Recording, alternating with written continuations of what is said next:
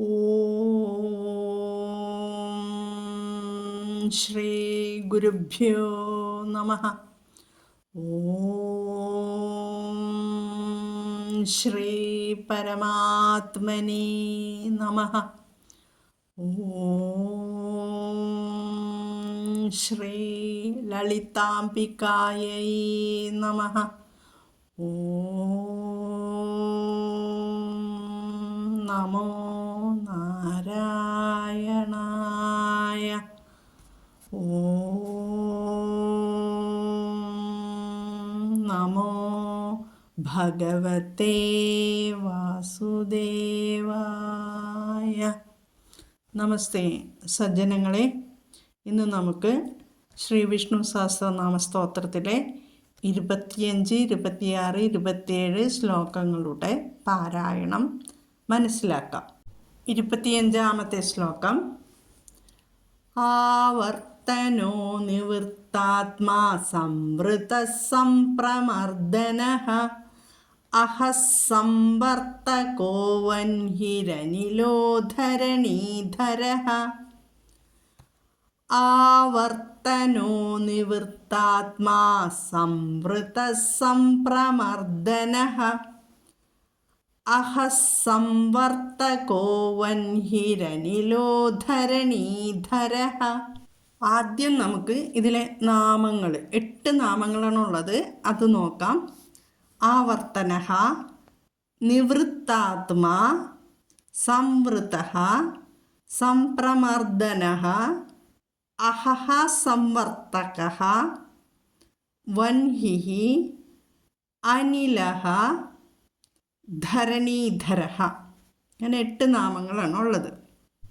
ആദ്യത്തെ പാദം ആവർത്തനഃ നിവൃത്താത്മാ, അത് ആവർത്തനോ നിവൃത്താത്മാന്നുമായി.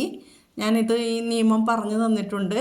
ഓകാരം വരുന്നത് ഹ്രസ്വമായ ആവർത്തനഃ എന്ന് പറഞ്ഞാൽ നെ പ്ലസ് അകാരണ അവസാനം ആവർത്തനഃ നിവൃത്താത്മാ. അകാരത്തിന് ശേഷം വിസർഗം വരികയും തുടർന്ന് വ്യഞ്ജനങ്ങളിൽ മൃദുഗണം, 2 ഗണങ്ങളുണ്ടെന്ന് ഞാൻ പറഞ്ഞു തന്നിരുന്നു, കഠോരഗണവും മൃദുഗണവും. അതിൽ മൃദുഗണമാണ് ന എന്നുള്ള അക്ഷരം, തവർഗത്തിലെ അനുനാസികം. അതായത് കഠോരഗണം ഏതാണ്? തവർഗത്തിലെ എല്ലാത്തിലും വ്യഞ്ജനാക്ഷരങ്ങളിൽ ഖരവും അതിഖരവും പെടും അല്ലേ, കഠോരഗണത്തിൽ. അപ്പോൾ കഠോരഗണത്തിൽ അല്ല, ഇത് മൃദുഗണത്തിൽപ്പെട്ട അക്ഷരമാണ്. അതുകൊണ്ട് ഉ വരികയും ഹ്രസ്വമായ കാരത്തിന് ശേഷം വ്യഞ്ജനാക്ഷരങ്ങളിൽ മൃദു വരുന്നു. അപ്പോൾ അവിടെ ഓ എന്നാകും അല്ലേ, അത് പറഞ്ഞു തന്നിട്ടുണ്ട്. അതുകൊണ്ട് ആവർത്തനം ഊ ആണ് ആകുക, പിന്നീടത് ഗുണം വന്നിട്ട് ഓകാരം വരും, അതാണ് അവിടെ. അപ്പോൾ ആവർത്തനോ നിവൃത്താത്മാ. അടുത്തത് സംവൃത സംപ്രമർദ്ദനഃ. സംവൃതഃ സംപ്രമർദ്ദനഃ അടുത്ത പാദത്തിൽ. സംവൃതഃ സംപ്രമർദ്ദനഃ വിസർഗം കഴിഞ്ഞിട്ട് സാ വന്നതുകൊണ്ട് അവിടെ സ് എന്ന് വിസർഗസ്ഥാനത്ത് നമ്മൾ ഉച്ചരിക്കുന്നു. അല്ലെങ്കിൽ സാ ഇരട്ടിച്ച്, അതായത് കടുപ്പിച്ച് ചൊല്ലണം അവിടെ സം. അതിന് സാധിക്കുന്നില്ലെങ്കിൽ സംവൃത സംപ്രമർദ്ദനഃ എന്ന് പറയും. ഇവിടെ അനുസ്വാര നിയമമുണ്ട്, പക്ഷേ മയും അമ്മും തമ്മിൽ വ്യത്യാസമില്ലേ നമ്മളുടെ ഉച്ചാരണത്തിൽ. അതുകൊണ്ട് അത് പ്രത്യേകം എടുത്ത് നമുക്ക് പറയേണ്ട ആവശ്യമില്ല. സംപ്രമർദ്ദനഃ കേട്ടോ. അപ്പോൾ ആവർത്തനോ നിവൃത്താത്മാ സംവൃത സംപ്രമർദ്ദനഃ. നിവൃത്താത്മാന്ന് തന്നെ പറയണം, ആത്മാവല്ല. സംസ്കൃതത്തിലെ അല്ല, അത് ത ആണ് കേട്ടോ. നിവൃത്താത്മാ സംവൃത സംപ്രമർദ്ദനഃ. അടുത്ത പാദം അഹഃ സംവർത്തകഃ. അപ്പോൾ അഹഃസംവർത്തകോ, മനസ്സിലായല്ലോ, സ് അവിടെ വന്നു. അഹഃ സംവർത്തകഃ വിസർഗം കഴിഞ്ഞിട്ട് സാ വന്നതുകൊണ്ട് സ് വന്നു വിസർഗസ്ഥാനത്ത്, അത് ഉച്ചരിക്കണം. അഹഃസംവർത്തകോ, കോ എന്ന് പറയണം, ഗോ എന്ന് പറയരുത്, ഗാ മൃദുവാകരുത്. പിന്നെ അടുത്തൊരു വ്യത്യാസമാണ് വരുന്നത്. നമ്മൾ ബ്രഹ്മ എന്ന് പഠിച്ച മാതിരി ആദ്യം പറഞ്ഞിട്ട് അവസാനം പറയുന്ന മാതിരി തന്നെ ഇവിടെ ആദ്യം പറഞ്ഞിട്ട് അവസാനം പറയണം. വൻഹിരനിലോ എന്ന് പറയണം. ഇവിടെ വൻഹിഹി അനിലഹ 2 അക്ഷരങ്ങളാണ്, 2 അക്ഷരമല്ല വാക്കുകളാണ്. വൻഹിഹി അനിലഹ. അപ്പോൾ അവിടെ രേഭം വന്നിരിക്കുന്നു, വന്നിരിക്കുന്നു. വൻഹി അതാണ് അവിടെ ഉച്ചാരണം വരുന്നത്. വൻഹി, വഹ്നി എന്നല്ല, വൻഹി. ചില വാക്കുകൾ അങ്ങനെ തിരിച്ചിട്ട് വരും, അത് ശ്രദ്ധിക്കാം. വൻഹിരനിലോ എന്ന് പറയണം കേട്ടോ. ധരണീധരഹ, വൻഹിരനിലോ ധരണീധരഹ. ഇവിടുത്തെ ഘോഷമാണ്, 2 ധായും. ധരണീധരഹ. ഇത്രയേ ഉള്ളൂ ഈ ശ്ലോകത്തിൽ പഠിക്കാനുള്ളത് കേട്ടോ. ഒന്നും കൂടി ചൊല്ലിത്തരാം. ആവർത്തനോ നിവൃത്താത്മാ സംവൃത സംപ്രമർദ്ദനഃ അഹസംവർത്തകോ വൻഹിരനിലോ ധരണീധരഃ. ആവർത്തനോ നിവൃത്താത്മാ സംവൃത സംപ്രമർദ്ദനഃ അഹസംവർത്തകോ വൻഹിരനിലോ ധരണീധരഃ. സംപ്രമർദ്ദനഃ, അവിടെ മർദ്ദനം എന്ന് പറയരുത് കേട്ടോ. മർദ്ദനം എന്ന് പറയുമ്പോൾ ഘോഷത്തിലേക്ക് പോവും, അത് വേണ്ട. മർദ്ദനഃ കേട്ടോ, ശ്രദ്ധിച്ചാൽ മതി. ഇനി അടുത്ത ശ്ലോകത്തിലേക്ക് പോകുന്നു. 26ാമത്തെ ശ്ലോകം. സുപ്രസാദഃ പ്രസന്നാത്മാ വിശ്വദൃഗ്വിശ്വഭുഗ്വിഭുഃ. സുപ്രസാദഃ, അവിടെ വന്നു വിസർഗസ്ഥാനത്ത്. വിസർഗം കഴിഞ്ഞിട്ട് എന്നുള്ള അക്ഷരം വന്നിരിക്കുന്നു, പവർഗത്തിലെ ഖരം വന്നിരിക്കുന്നു. അതുകൊണ്ട് നമ്മൾ എന്ന് ചൊല്ലും. സുപ്രസാദഫ് കേട്ടോ. സുപ്രസാദഫ് പ്രസന്നാത്മാ. ഇവിടെയും ആത്മാന്ന് ചൊല്ലണം, ആത്മാന്ന് ചൊല്ലരുത്. പ്രസന്നാത്മാ വിശ്വദൃഗ്വിശ്വഭുഗ്വിഭുഃ. സത്കർത്താ സത്കൃത സാധുർജൻഹുർനാരായണോ നരഃ. ആദ്യം പദച്ഛേദം നമുക്ക് നോക്കാം. സുപ്രസാദഃ പ്രസന്നാത്മാ വിശ്വധൃക് വിശ്വഭുക്ക് വിഭുഃ സത്കർത്താ സത്കൃതഃ സാധുഃ ജൻഹുഃ നാരായണഃ നരഃ. ഇത്രയാണ് നാമങ്ങളുള്ളത് ഈ ശ്ലോകത്തിൽ. ഇനി നമുക്ക് ഇതിലെ വ്യത്യാസങ്ങൾ കുറച്ച് പറഞ്ഞു തരാനുണ്ട്, എല്ലാവരും ശ്രദ്ധിക്കുക. സുപ്രസാദഃ പ്രസന്നാത്മാ, അതിൽ സുപ്രസാദഃ പ്രസന്നാത്മാ വന്നു, വിസർഗസ്ഥാനത്ത് വന്നു. അടുത്തത് വിശ്വധൃക് എന്നാണ്, ഖരമാണ്. വിശ്വധൃക്. പിന്നെ വിശ്വഭുക്ക് വിഭുഹു. ഇങ്ങനെ 3 പദങ്ങളാണ് അവിടെ ഉള്ളത്. വിശ്വധൃക് എന്നുള്ള കഴിഞ്ഞതിന് ശേഷം വിശ്വഭുക്ക് എന്ന് വന്നു. അപ്പോൾ ഇവിടെ ഒരു വ്യഞ്ജന സന്ധിയാണ് വരുന്നത്. അതായത് ഖരം എന്നുള്ളത് മൃദുവായ വകാരത്തോടു കൂടി ചേരുമ്പോൾ യാ രാ ലാ വ ഇവ ഇത് മൃദു അക്ഷരത്തിൽ പെടുമല്ലോ, അന്തസ്ഥങ്ങൾ. അപ്പോൾ മൃദുഗണത്തിൽ, ആ മൃദുഗണത്തിൽപ്പെടുന്ന വ്യഞ്ജനങ്ങളാണത്. അങ്ങനെ വരുമ്പോൾ എന്നുള്ള ഖരത്തിനു ശേഷം എന്നുള്ള മൃദുഗണത്തിൽപ്പെട്ട അക്ഷരം വന്നതുകൊണ്ട് അവിടെ ഈ എന്നുള്ളത് മൃദുവായ ഗായായിട്ട് മാറും. മൃദു. അതുകൊണ്ടാണ് അവിടെ അങ്ങനെ വന്നിരിക്കുന്നത്. വിശ്വധൃഗ്. അത് കഴിഞ്ഞിട്ട് വിശ്വഭുഗ്, അവിടെയും അതേ നിയമം തന്നെ. വിഭുഹു കേട്ടോ. 3 പദങ്ങളാണ്. വിശ്വധൃഗ് വിശ്വഭുഗ് വിഭുഹു. അപ്പോൾ അവിടുത്തെ കഴിയുമെങ്കിൽ ഇത്തിരി പ്രയാസമാണ് ഉച്ചരിക്കാൻ, എങ്കിലും ഒന്ന് മൃദുവിൽ നിന്ന് ഉയർത്തണം എന്നേ പറയുന്നുള്ളൂ. കാരണം നല്ല ഒരിത്തിരി പ്രയാസമുള്ള വാക്കാണ്, അതുകൊണ്ടാണ് കേട്ടോ. വിശ്വധൃക്. അത് ധൃഗ് എന്ന് വരും. വിശ്വധൃഗ് വിശ്വ ഭുഗ് വിഭുഹു കേട്ടോ. ഭുഗ് വിശ്വഭുഗ് വിഭുഹു അത്രയേ ഉള്ളൂ. അടുത്ത പാദം സത്കർത്ത സത്കൃത സാധുർ. അപ്പോൾ അവിടെ സത്കർത്ത സത്കൃത താ പറയണം, വിസർഗമുണ്ട്. അപ്പോൾ സത്കൃതസ് എന്ന് പറയാം. അത് കഴിഞ്ഞിട്ട് സാധുർ, സാധുഹു എന്നുള്ളതും ജന്നുഹു എന്നുള്ളതും കൂടി ചേരുന്നു. സാധുർ ജൻഹുർ. അപ്പോൾ ഇവിടെ സാധുർ രേഭം വരും. പിന്നെ ജൻഹുർ ആ ഉച്ചാരണം ജൻ എന്നാണ് പറയേണ്ടത്. എന്നിട്ടാണ് നമ്മൾ ബ്രഹ്മ എന്ന് ഉച്ചരിക്കുന്ന മാതിരി തന്നെ ഹ അവസാനത്തിലേക്ക് വരിക. ജൻ ജൻഹുർ കേട്ടോ. ജൻഹുർ നാരായണോ നരഹ. സത്കർത്ത സത്കൃത സാധുർ ജൻഹുർ നാരായണോ നരഹ. സത്കർത്ത സത്കൃത സാധുർ ജൻഹുർ നാരായണോ നരഹ. മനസ്സിലായിട്ടുണ്ടാവുമല്ലോ. ഒന്നിച്ച് ചൊല്ലിത്തരാം. സുപ്രസാദ പ്രസന്നാത്മാ വിശ്വദൃഗ് വിശ്വഭുഗ് വിഭുഹു. സത്കർത്ത സത്കൃത സാധുർ ജൻഹുർ നാരായണോ നരഹ. സുപ്രസാദ പ്രസന്നാത്മാ വിശ്വദൃഗ് വിശ്വഭുഗ് വിഭുഹു. സത്കർത്ത സത്കൃത സാധുർ ജൻഹുർ നാരായണോ നരഹ. അടുത്ത ശ്ലോകത്തിലേക്ക് പോകാം.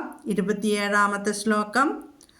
അസംഖ്യേയോ പ്രമേയാത്മാ വിശിഷ്ടശിഷ്ടകൃച്ഛുചിഃ. സിദ്ധാർത്ഥ സിദ്ധ സങ്കൽപ്പ സിദ്ധിത സിദ്ധി സാധനഃ. അസംഖ്യേയോ പ്രമേയാത്മാ വിശിഷ്ടശിഷ്ടകൃച്ഛുചിഃ. സിദ്ധാർത്ഥ സിദ്ധ സങ്കൽപ്പ സിദ്ധിത സിദ്ധി സാധനഃ. ഇതും ഇത്തിരി പ്രയാസമുള്ളതാണ്, ശ്രദ്ധിച്ച് മനസ്സിലാക്കുക. ആദ്യം തന്നെ പദച്ഛേദം പറഞ്ഞു തരാം.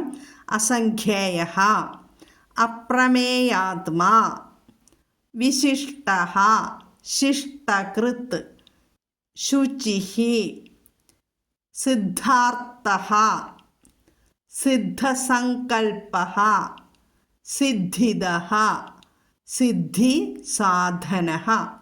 ഇനി ഓരോ ശ്ലോകങ്ങളും നമുക്ക് മനസ്സിലാക്കാം, ഓരോ പാദങ്ങളും മനസ്സിലാക്കാം. അസംഖ്യേയഃ അപ്രമേയാത്മാ. അപ്പോൾ അസംഖ്യേയഃ അവസാന അകാരമാണ് വന്നിരിക്കുന്നത്. വിസർഗത്തിന് അപ്പുറവും ഇപ്പുറവും മുൻപും പിൻപും അകാരം വന്നിരിക്കുന്നു. അതുകൊണ്ട് അവിടെ ഉത്തസന്ധിയാണ് ശരിക്കും വരിക. ഉ എന്നാകും. അത് കഴിഞ്ഞിട്ട് ഗുണം വന്നിട്ട് ഓകാരം വരുന്നതാണ്. അപ്പോൾ അസംഖ്യേയോ പ്രമേയാത്മാ എന്ന് വരും. നമ്മളൊരു മാത്രം നീട്ടുക. അസംഖ്യേയോ പ്രമേയാത്മാ അവിടെ കഴിഞ്ഞു. അടുത്തത് വിശിഷ്ട ശിഷ്ട കൃച്ഛുചിഃ എന്നാണ് ഞാൻ ചൊല്ലിത്തന്നത്. വിശിഷ്ടഃ ശിഷ്ടഃ അല്ല വിശിഷ്ടഃ ശിഷ്ടകൃത്ത് എന്നാണ്. അപ്പോൾ വിശിഷ്ടഃ വിസർഗം ശിഷ്ടകൃത്ത്. അവിടെ അപ്പോൾ വിസർഗം കഴിഞ്ഞിട്ട് ഷ വന്നു. നമ്മളവിടെ ഷ എന്ന് പഠിച്ചിട്ടുണ്ട് വിസർഗസ്ഥാനത്ത്. അപ്പോൾ അത് വിശിഷ്ട ശിഷ്ടകൃത്ത് എന്നാവും അല്ലേ. ഇനി ശിഷ്ടകൃത്ത് കഴിഞ്ഞിട്ട് എന്താണ്? ശുചിഃ. അവിടെ വളരെ വ്യത്യാസം വരുന്നുണ്ട്. അതായത് ത എന്ന അക്ഷരത്തിന് ശേഷം ഷ വന്നിരിക്കുന്നു. ആദ്യം അത് പറയാം. തവർഗത്തിന് ശേഷം ശകാരം വന്നാൽ, ഷ എന്നുള്ള അക്ഷരം വന്നാൽ ഈ ത എന്നുള്ളത് ച എന്ന അക്ഷരമായിട്ട് മാറും. ച. അതായത് ഏത് ചായണത്? വെറും ച, ആദ്യത്തെ ഖരം ചായവും. തവർഗത്തിന് ശേഷം ഷ എന്നുള്ള അക്ഷരം വന്നാൽ ഈ ത എന്നുള്ളത് ചായായിട്ട് മാറും. ഒരു നിയമം. ഇനി അടുത്തതോ 2 ഛായ ഉണ്ട്. നമ്മുടെ അച്ഛൻ എന്ന് പറയുന്ന എഴുതുമ്പോൾ ഖരം ച മുകളിലും അതിഖരം താഴത്തുമായിട്ട് എഴുതും. അതാണ് ഇവിടെ വരുന്ന മാറ്റം. അപ്പോൾ അതിഖരം എങ്ങനെ വന്നു? ശുചിഹി അല്ലേ? ഈ ഷ എന്നുള്ളത് ശുചിഹിയിലെ ഷ, അത് അതിഖരമായ ഛായായിട്ട് മാറും. അതുകൊണ്ടാണ്, അതായത് ഛായ, നിഴലിൻ്റെ ഛായയിലെ ഛായയായിട്ട് മാറും. 2 മാറ്റം ഇവിടെ സംഭവിക്കുന്നുണ്ട്. ഖരമായ ഛായാവും ഷ എന്നുള്ളത് ഛ എന്നുള്ള അക്ഷരമാവും.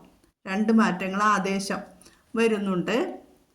അപ്പോൾ അതാണ് ഇവിടെ കൃച്ഛുചിഹി. ചു വരുന്നത് ശുചിയിലെ ഉകാരം. അപ്പോൾ വിശിഷ്ട ശിഷ്ട കൃച്ഛുചിഹി. ഇവിടെ ട പറയുമ്പോൾ കടുപ്പിക്കരുത്, അധികരത്തിലേക്കൊന്നും പോകരുത്. ട കുട്ടം വട്ടി എന്നൊക്കെ പറഞ്ഞ ടായാണ് ആദ്യത്തെ ഖരം. ട ട ഠ അങ്ങനെയാണല്ലോ ട വർഗം വരുന്നത്. ട ഠ ഡ ഢ ണ. ട ഠ ഡ ഢ ണ. അതാണ് ട വർഗം നമ്മൾ ഉച്ചരിക്കേണ്ട രീതി. അപ്പോൾ ആദ്യത്തെ ടായാണ് ഇവിടെ വിശിഷ്ട ശിഷ്ട കേട്ടോ. കൃച്ഛുചിഹി, വിശിഷ്ട ശിഷ്ട കൃച്ഛുചിഹി. ഇനി അടുത്ത പാദം. അപ്പോൾ ഇത് അസംഖ്യേയോ പ്രമേയാത്മാ വിശിഷ്ട ശിഷ്ട കൃച്ഛുചിഹി. അടുത്ത പാദം സിദ്ധാർത്ഥ. സിദ്ധാർത്ഥ സിദ്ധസങ്കൽപ്പ. ഇതാണ് 2 അതിലെ സിദ്ധാർത്ഥ വിസർഗം സന്ധിയിൽ സിദ്ധി സാ വന്നിരിക്കുന്നു. വിസർഗം കഴിഞ്ഞിട്ട് സാ വന്നതുകൊണ്ട് അവിടെ നമ്മൾ സ എന്ന് ചൊല്ലും, അല്ലെങ്കിൽ കടുപ്പിച്ച് 2 സാ ചൊല്ലും. സിദ്ധാർത്ഥ സിദ്ധ സങ്കൽപ്പ. അത് കഴിഞ്ഞിട്ട് വിസർഗം കഴിഞ്ഞിട്ട് സിദ്ധി വന്നു. സിദ്ധാർത്ഥ സിദ്ധസങ്കൽപ്പ. അപ്പോൾ സിദ്ധാർത്ഥ സിദ്ധസങ്കൽപ്പ. അത് കഴിഞ്ഞിട്ട് വിസർഗം കഴിഞ്ഞിട്ട് സിദ്ധിദ എന്ന് വന്നു. അപ്പോൾ സാ തന്നെ വന്നിരിക്കുന്നു. അവിടെയും സ ചൊല്ല വിസർഗസ്ഥാനത്ത് നിർത്തി ചൊല്ലിക്കോളൂ. കാരണം പ്രയാസമുള്ള ശ്ലോകം ആയതുകൊണ്ടാണ് പറയുന്നത് കേട്ടോ. സിദ്ധിദ സിദ്ധി. അവിടെയും വിസർഗം കഴിഞ്ഞിട്ട് സാ ഇരട്ടിക്കും, അല്ലെങ്കിൽ വിസർഗസ്ഥാനത്ത് സ ചൊല്ലും. സിദ്ധിദ സിദ്ധി സാധന. സിദ്ധി സാധന. അപ്പോൾ സിദ്ധാർത്ഥ സിദ്ധ സങ്കൽപ്പ സിദ്ധിദ സിദ്ധി സാധന അല്ലേ? അപ്പോൾ ഒന്നിച്ച് ചൊല്ലിത്തരാം. അസംഖ്യേയോ പ്രമേയാത്മാ വിശിഷ്ട ശിഷ്ട കൃച്ഛുചിഹി സിദ്ധാർത്ഥ സിദ്ധ സങ്കൽപ്പ സിദ്ധിത സിദ്ധി സാധന. ഇവിടെ സങ്കൽപ്പ എന്ന് പറയണം കേട്ടോ. സങ്കൽപ്പ എന്ന് മൃദുവാവരുത്, ങ്ങയും കായുമാണ് അവിടെ വരുന്നത്. സങ്കൽപ്പ സിദ്ധി സിദ്ധിത സിദ്ധി സാധന. സിദ്ധിത കഴിഞ്ഞിട്ട് സ് എന്ന് ചൊല്ലണം, അല്ലെങ്കിൽ സി എന്നുള്ളത് കടുപ്പിച്ച് ചൊല്ലണം കേട്ടോ. ഇത്തിരി പ്രയാസമുള്ള ശ്ലോകമാണ്. മനനം ചെയ്യാം, കേട്ട് പഠിക്കുക, പിന്നെ ചൊല്ലി പഠിക്കുക. ശ്രവണം മനനം കേട്ടോ. അസംഖ്യേയോ പ്രമേയാത്മാ വിശിഷ്ട ശിഷ്ട കൃച്ഛുചിഹി സിദ്ധാർത്ഥ സിദ്ധ സങ്കൽപ്പ സിദ്ധിത സിദ്ധി സാധന. ഒന്നും കൂടി ചൊല്ലിത്തരാം. അസംഖ്യേയോ പ്രമേയാത്മാ വിശിഷ്ട ശിഷ്ട കൃച്ഛുചിഹി സിദ്ധാർത്ഥ സിദ്ധ സങ്കൽപ്പ സിദ്ധിത സിദ്ധി സാധന. എല്ലാവരും വളരെ ഭംഗിയായിട്ട് ശ്രദ്ധിച്ച് പഠിക്കുക, പാരായണം ചെയ്ത് പഠിക്കുക. ജഗദീശ്വരൻ്റെ കൃപാകടാക്ഷം എല്ലാവർക്കും ലഭിക്കാൻ പ്രാർത്ഥിക്കുന്നു. ഓം ശ്രീ ഗുരുഭ്യോ നമഃ. ഹരിഃ ഓം. ഓം തത്സത്ത്.